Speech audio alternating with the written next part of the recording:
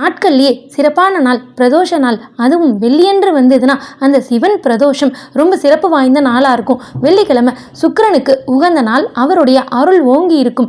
அன்னைக்கு சிவ தரிசனம் நாம் பண்ணும்போது கடன் தீரும், தரித்திரம் அகலும், பொருளாதார பிரச்சனை நீங்கும். சுக்கிர பகவானின் முழு அருளும் அனுகிரகமும் நமக்கு கிடைக்கும். பிரதோஷ நேரம் வெள்ளிக்கிழமை 4 மணிலிருந்து 6 மணிக்குள்ள. இந்த நேரத்தில் நந்தி பகவானுக்கு 16 வகையான அபிஷேக ஆராதனை நடக்கும். சிவலிங்க திருமேனிக்கும் அபிஷேக ஆராதனை நடக்கும். நீங்கள் கோயிலுக்கு போனீங்க அப்படின்னா உங்களால் முடிந்த அபிஷேக பொருட்களை பிரதோஷத்தன்னைக்கு வாங்கி கொடுங்க.